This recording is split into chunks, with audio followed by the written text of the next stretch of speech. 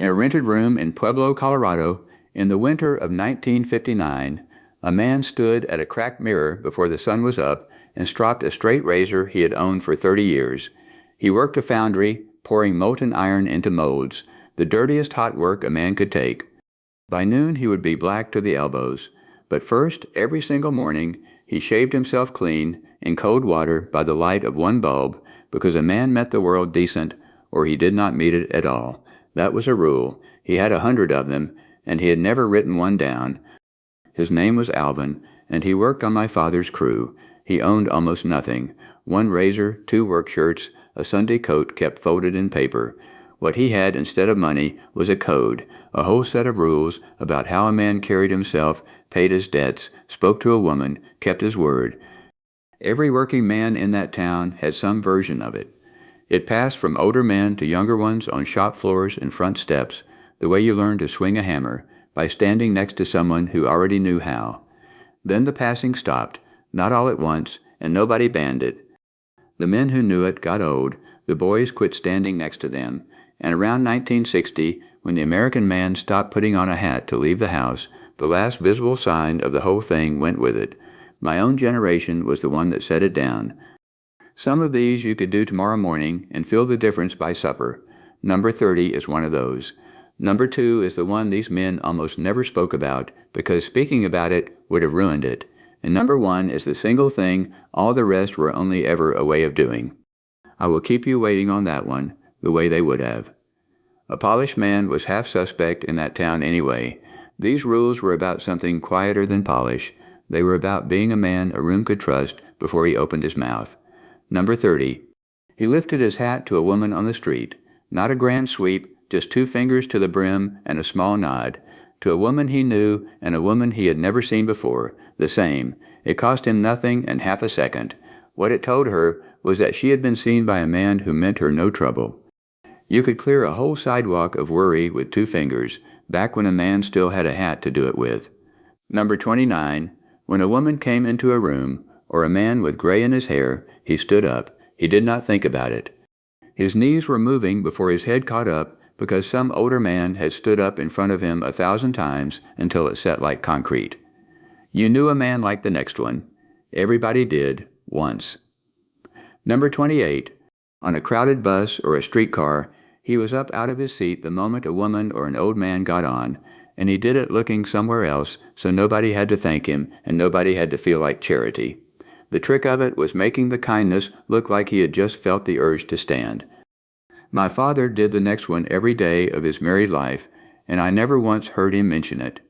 Number 27. He walked on the outside, the street side of the sidewalk, with the woman to the inside, away from the gutter. In the days of horses and then of cars throwing slush, it kept the worst of the street off her. My father did it with my mother for 51 years. When he got too old to remember much, he still remembered that and would shuffle around to her outside shoulder on the way into the doctor's office. The body kept the rule after the mind had let most things go. It was the last thing to leave him. A famous man wrote a whole book around this one, though the men I knew never read a page of it. Number 26. Names came easy to him. He caught yours the first time he heard it and gave it back to you. A pipe fitter named Ray in our local could meet 40 men at a union picnic and call every one of them by name a year later, wives and children too. A fellow named Dale Carnegie wrote in 1936 that a man's own name is to him the sweetest sound in any language, and he sold millions of books on the strength of it. Ray never read it. He just knew that calling a man by his name was the cheapest way there was to tell him he mattered, and he was right. Number 25. 2 men on our street borrowed the same and paid back different. One squared up on payday before he bought himself a thing, hat in hand at your door, embarrassed it had taken him a week. The other always had a reason, and the reason was always good, and after a few years no one would lend him a rake. A working man paid what he owed, to the penny, and he paid it first. Some of these were just small mercies, carried folded in a pocket. Number 24. A clean handkerchief rode in his pocket every day, and it rarely came out for him. It came out for the woman who teared up at the funeral, the kid with the bloody nose, the stranger who spilled. He folded it fresh every morning, and most days it came home unused, and that was fine. It was there in case the day asked for it. I broke the next one once, at 19, and my grandfather's face taught me more than any belt ever could. Number 23. He kept his mouth clean in front of women and children, however he talked out on the line. There was a wall between the language of the shop floor and the language of the supper table, and a man was expected to know which side of it he was standing on. I let a word slip at 19 in front of my grandmother over nothing, a dropped wrench. My grandfather did not yell.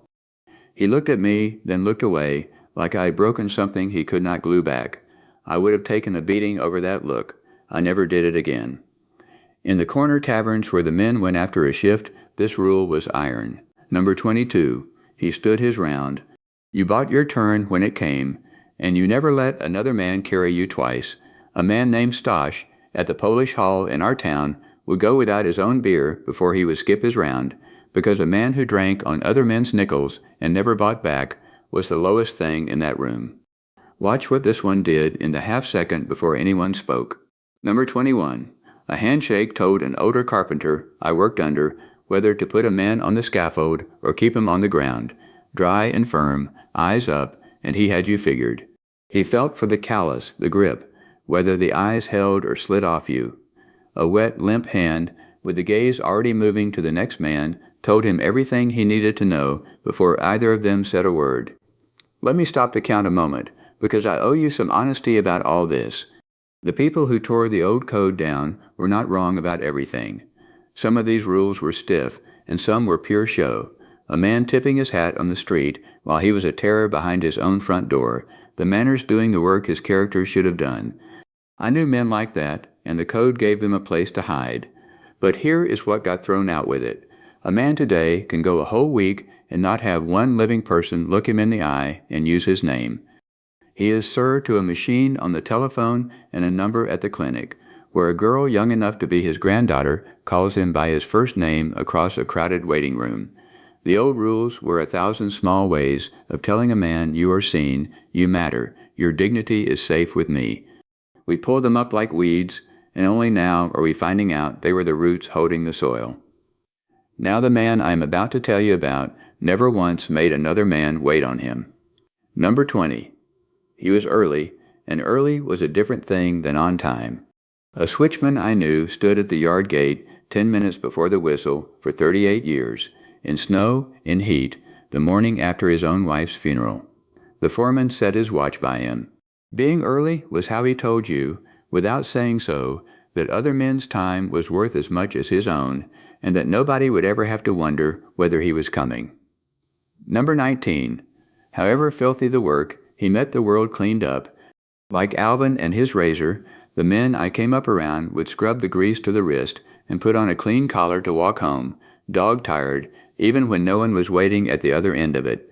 A coal man washed the black off his face before he would be seen on his own porch. This one could get a man's nose broken, and they paid it without thinking twice. Number 18. If a man ran down a woman's name, or a man's who was not there to answer for himself, he stopped it. A boilermaker named Jean stood up in a tavern when a loud young fellow started in on a married woman 2 streets over, and Jean was not related to her and barely knew her to look at. He just said, "That is enough, she is not here," and the room went quiet, and that was the end of it. This next one is the one I think about most, and the one nobody ever thanked them for. Number 17. He took care of his own before himself, and he did it so quietly you only saw it years later, adding the days up backward. My father went 11 winters in the same cracked work boots so that my brother and I had good shoes for school. I did not know it at the time. Children do not see that kind of thing while it is happening. I found it out at his funeral when an old neighbor told me she used to watch him in January stuffing newspaper down into the soles before the walk to the mill, and not once mentioning it at home. He would have been mortified to hear it told. Going last was simply what being the man of a house meant to him, the arithmetic that always put your own name at the bottom of the column. This one sounds like nothing until you have hired a man who does not have it. Number 16. He finished what he started, even the parts no one would ever inspect. 2 carpenters built the same kind of staircase, One sanded the underside of every tread, the side that was going to be closed up in the wall and never seen by a living soul. The other laughed at him for it. 30 years on, the houses with the first man's stairs were still tight and quiet, and the men who knew whose work to go ask for. A man who cut a corner he believed was hidden had just told you exactly what he would do with your back turned. We have lost this one completely, and I miss it more than I can easily say. Number 15. When two men had it out, they had it out, and then it was over. I watched two men on a loading dock throw real punches over something I cannot even remember now, a bad word, a shoved crate. They split a lip between them, and when the foreman pulled them apart, they were done. By Friday one had bought the other a beer, and neither one carried it past that. The fight was the end of the trouble, not the start of a war. Men today nurse a slight for years and call it dignity. Those men knew a grudge was just a fight you were too proud to go ahead and finish. This one I have mixed feelings about, and I will tell you why. Number 14. He did not complain, not about pain or money or the cold or the hours or his own body starting to give out. You asked how he was, and he said, "Can't complain," and he meant it as a law, not an answer. And here is where I break from the hymn a little. That rule killed men.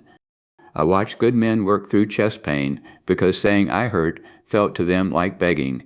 Men who would not see a doctor until it was a stretcher, who carried a thing in silence until the thing carried them off. The same code that made them dignified put a few of them in the ground early. I honor it and I resent it, both, and I have never once managed to untangle the two. Number 13. When there was a heavy end and a light end, he took the heavy end.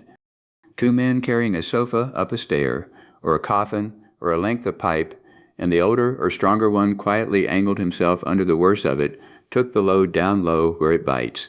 He did not announce it. He just had the heavy end before you noticed a choice had been made. Let me give you the one hard date in all of this, because there is one. Around 1960, give or take a couple of years, the American man stopped wearing a hat. It sounds like nothing. It was not nothing. For 100 years, a man did not leave the house without one, and the hat came with a whole grammar attached. Lift it to a lady, touch it to another man, take it off indoors, off for the flag, off for a passing hearse. By about 1963, you could stand on a downtown corner and count more bare heads than covered ones, and the grammar went out with the hats. There was nothing left in a man's hands to tip. In 1955, a man crossing a hotel lobby performed a steady stream of small courtesies without once thinking about them. Today, a man crosses the same lobby looking down at a phone and performs none of them and does not feel the lack, because you cannot miss a language nobody around you still speaks. If any of this is landing the way it lands for me, do me one thing and subscribe. I put one of these out every week, and the whole point is to keep these codes named out loud while a few of us still remember them firsthand. That is the reason. Number 12. When a funeral passed, everything stopped. Men on the sidewalk took off their hats and stood still. Drivers pulled to the curb and waited out the whole procession, strangers every one of them, for a man they had never met. A boy learned it by feeling his father's hand come down on his shoulder, stopping him mid-step, the two of them standing bareheaded while a stranger's hearse rolled by in the rain. You honored a death you had nothing to do with because someday it would be yours, and you hoped a street full of strangers would stand still for you too. This used to happen on the shoulder of every road in America, and now it happens on none of them. Number 11. A flat tire, a neighbor wrestling a stuck window, a stranger's car dead at the light, and he was already pulling over before anyone thought to ask. You put your shoulder into it.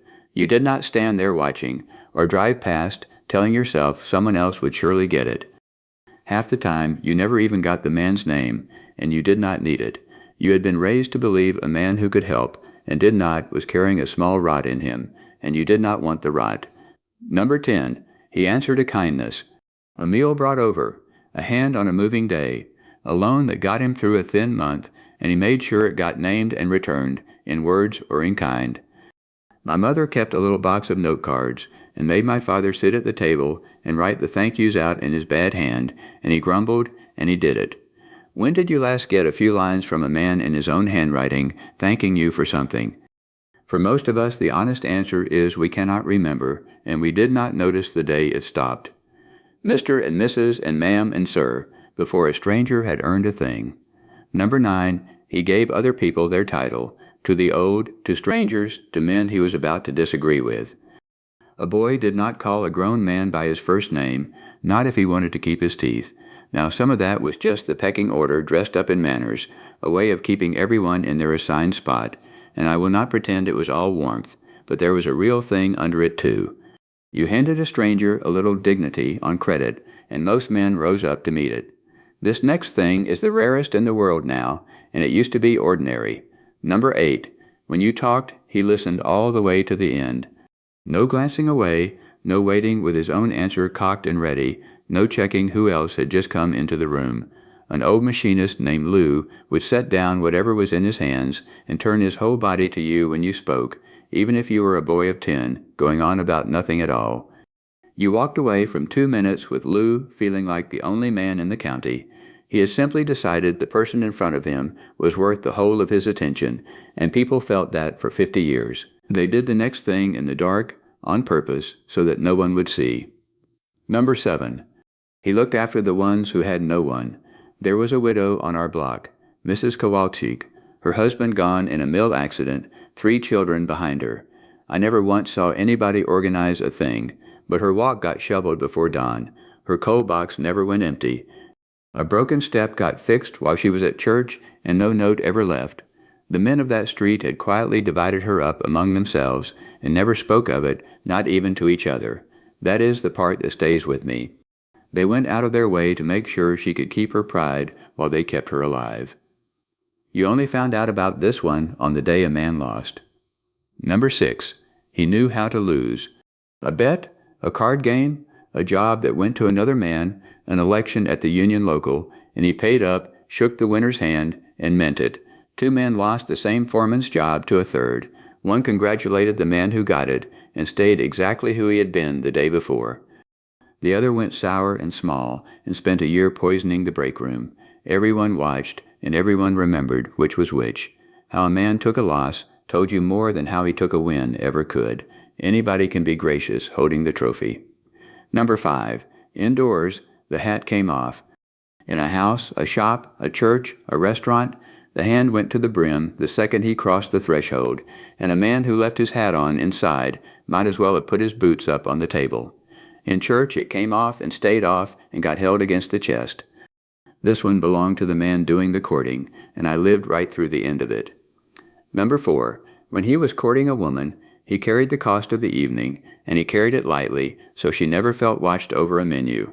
You did not let her reach for her purse. You planned the night, so the question simply never came up.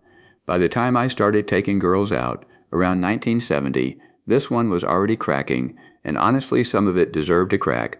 A woman with her own pay is nobody's charity case. What it really said, underneath, was simple. Tonight you do not have to manage a single thing. I have got it handled, and I have yet to meet a woman who did not like hearing it.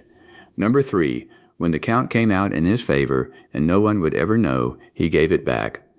The clerk handed him change for a 20 when he had paid with a 10, and he turned around in the doorway and returned it. He found a wallet on the trolley and ran the owner down, the cash untouched. 2 men found the same dropped pay envelope outside the mill office. One turned it in. The other told himself the company would never miss it, and he was probably right, and he kept it. And something in him knew exactly what he had done, even though he never got caught at it.